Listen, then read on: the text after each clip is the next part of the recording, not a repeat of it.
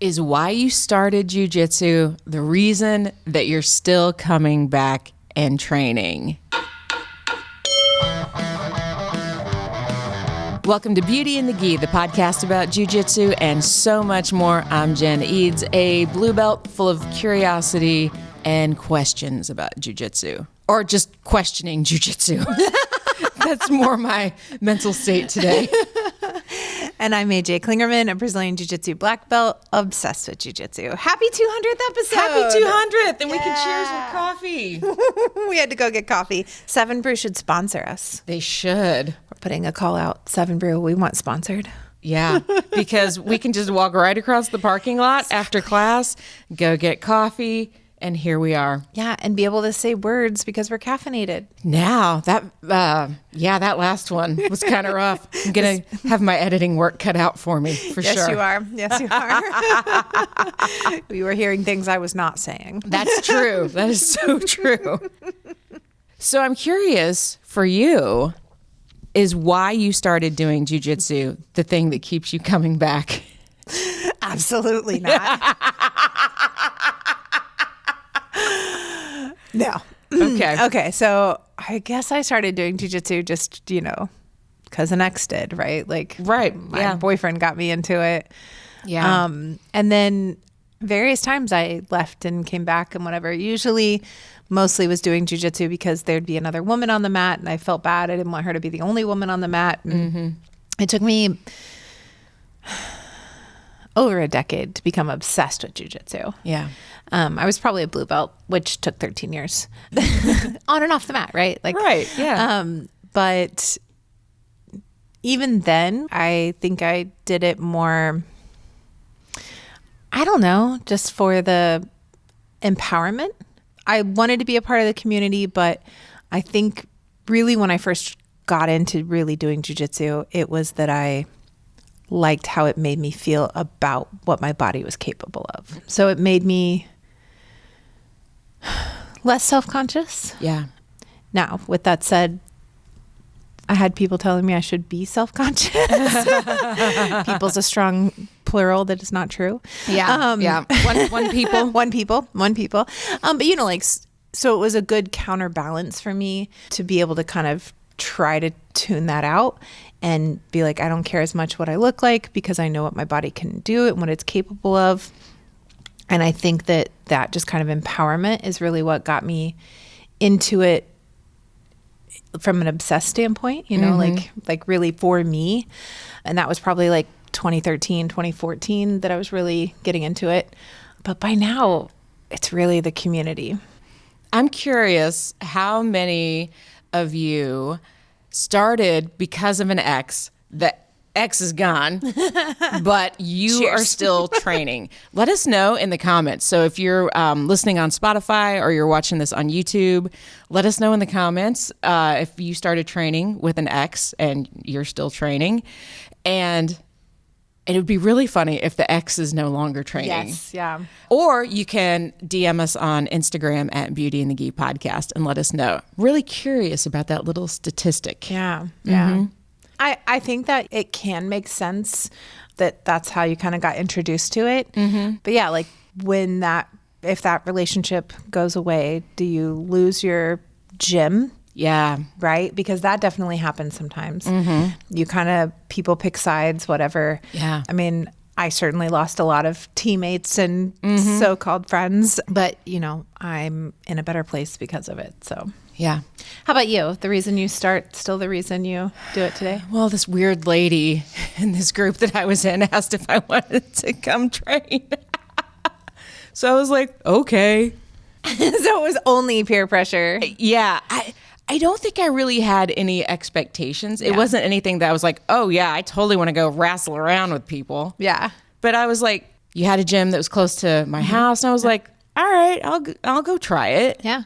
And see. And it was never really anything you thought you would like, right? No. And Beth is still shocked to this day that I 6 years later. Yeah. Yeah. But part of why you did it was to get out of your comfort zone, right? Right. Which, boy, it did the trick for that. Yeah. It makes me more tolerable of my comfort zone. Okay. I would say. Can you explain that?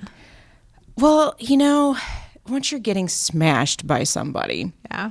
to be able to handle it physically, I think makes it easier for me to, like, because as a 9 on the Enneagram, I'm a peacemaker until I'm not. Have you ever seen a 9 flip? It's terrifying. There is, yeah, because it's so not us. Yeah. But it's made me less, I don't want to say afraid. It's made me more comfortable with confrontation. Yeah. Where before I would have been like, oh, I don't want to make them mad. One of the things I had written down for where I actually used jiu-jitsu off the mat was with the client. I didn't want to fire her. I wanted her to fire me. So I was like, I'm going to set this up. Like, if I push, I know how hard she's going to push back, which will be to fire me. Yeah. And so that's what I did. That's so funny. I wrote enough to, like, really, I knew she'd be mad at me. And so she fired me. And I was like, I win. I did it. I did it. So why did you not want to fire her? Because I didn't want to hear what a victim she was. Like you're bullying her or something. Yeah. Yeah. Yeah. I didn't want to be the mean one Yeah. because I am a 9. I am a peacemaker. Yes. Until she's not. Until I'm not. Or until I just trick you into doing exactly what I want you to do. I keep just thinking of Taylor Swift's song. So first I was like, who's afraid of little old me? And now we've gone into Mastermind. I just have a soundtrack going in my head for this podcast. So that's who I am as a person. There's always a song playing. Same. Same. Where do you find that you are using jiu-jitsu off the mat in life? I don't really know. I mean, here's the thing.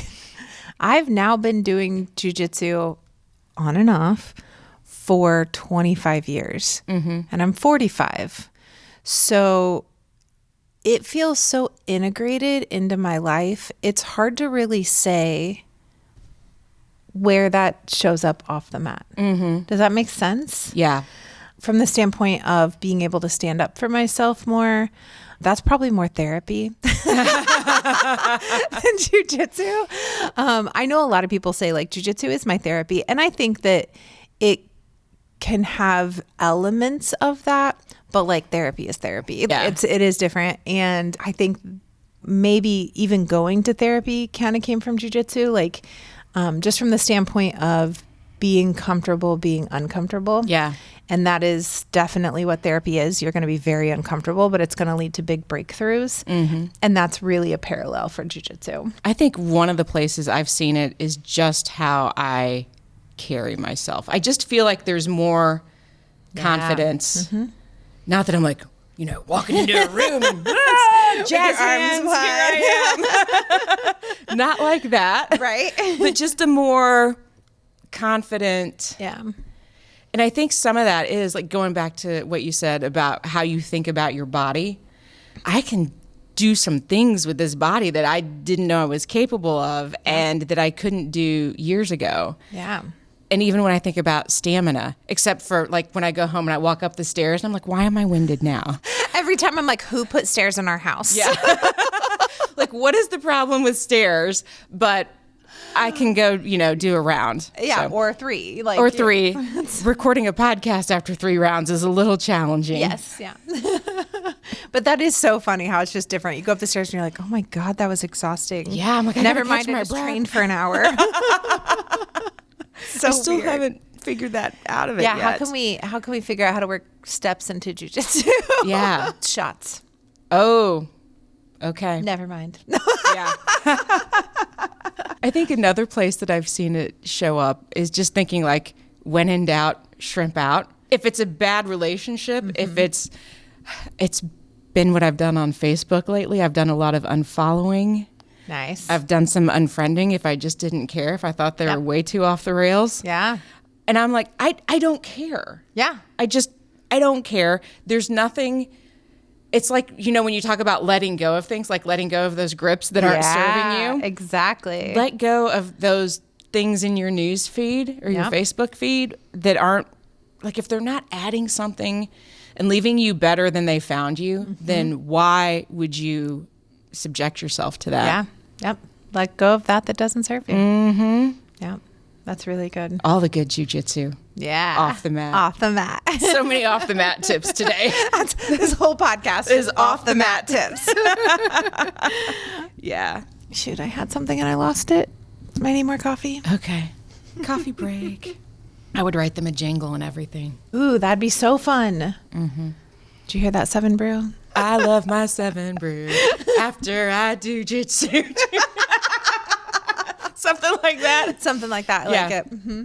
I need more to actually think of words and a melody at the same time. Yes. It'll come. I was walking around the house singing your Jezebel Spirit song.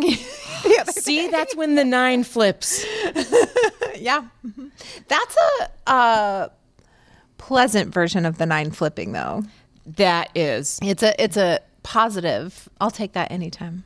Yeah. Yeah. So I got bothered by social media. Not so much social media, something that I saw that the candidate for lieutenant governor in Indiana said about women, referring to them as the Jezebel spirit, because God forbid they would have an opinion on something or try to run for public office. So I wrote a song about it. Yeah. And it was a bop. Thank you. Yeah, I liked it. Thank you. Yeah. I'll put it in the Instagram. Nice. Yeah, so I'll put it in there today. So when this episode drops, you can just scroll back through and it will be there on our channel. Excellent. So, yeah, that was a very nice version of the 9 flipping. But I think also there would have been a time where maybe I wouldn't have actually put it out. Like I would have written it just so I could process it. Yeah. But I don't know that I necessarily would have. Kind of had the guts to put it out there. Yeah. Yeah. Yeah. That's great. I love the confidence.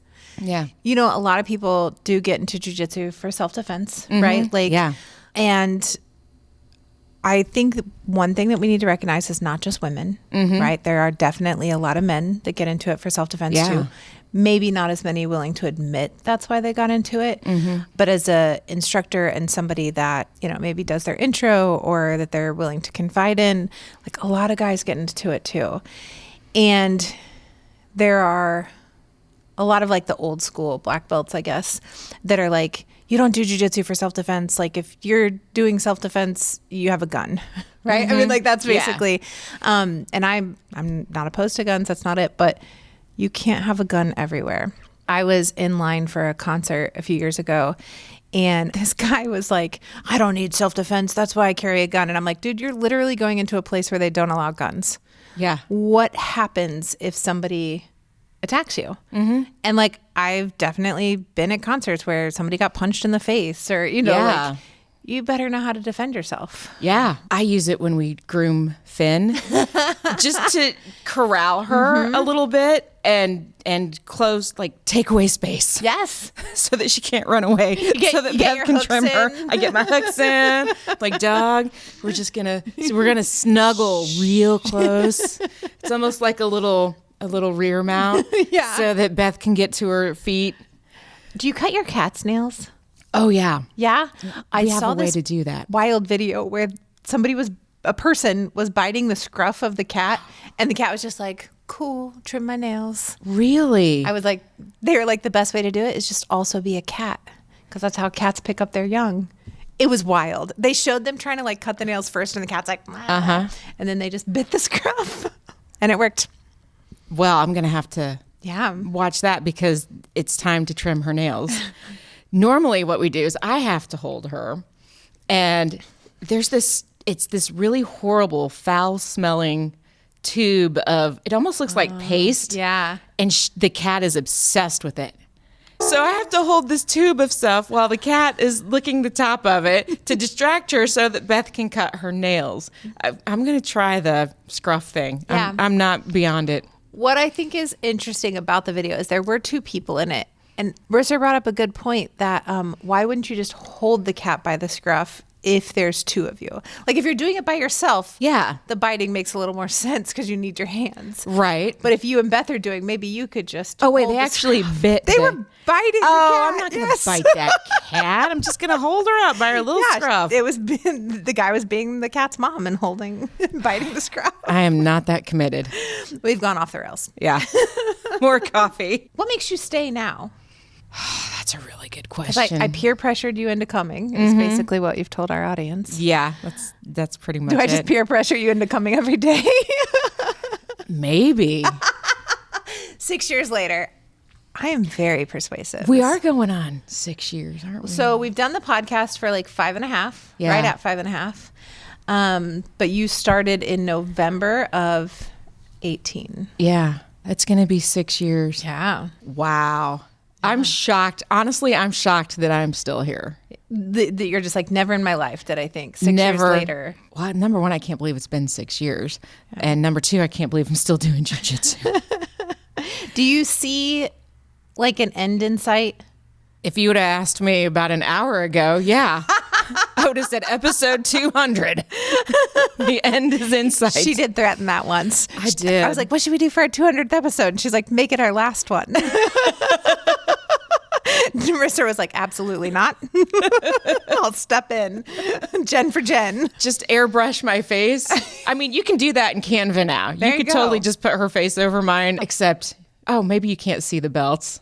Yeah, I don't think you can see our Yeah. belts. Yeah. Because I was probably a purple You were purple when we Yeah. started. Why do I keep coming back? That's a good question because it has been a struggle lately. I've been like, do I really want to do that? Do I really want to drive that far and then go get beat up? But here I sit. Yeah. So, yeah, I'm still here. Why? I don't really have a good reason other than we are doing a podcast. You are keeping her on the map. Together, we are persuasive. You keep listening, she keeps showing up. Maybe that's it. Do you think this is a form of like blue belt blues? I think between that and the rolling into menopause, I think the emotional, like it's a lot. Yeah. You know, that's And sometimes it's just so hot. So hot. Yeah. We tend to lose a lot of young girls as they become teenagers and stuff.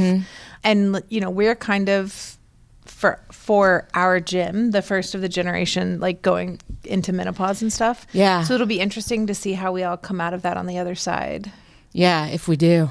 We're going to. Okay. Well, you obviously. Like, you have to, you on the gym. Yeah, you're in it. Like, I'm AJ Klingerman and I do jiu-jitsu by myself. Because all my friends are old. Luckily, my wife's younger. Yeah, thank goodness. Good call there. Yeah, I mean, I'm still showing up. Yeah. It would be weird to not do it. But there are days that I do think, what else could I do with this time? Would I be a better guitar player? Maybe. Would I have more clients? Maybe. I don't know. Would you be less healthy? Oh, for sure. I mean, you know. Yeah. And that's the thing, Yeah. too, is like you do have the time where you kind of think about like, okay, what would my life look like without jiu-jitsu? Would I maintain my friendships?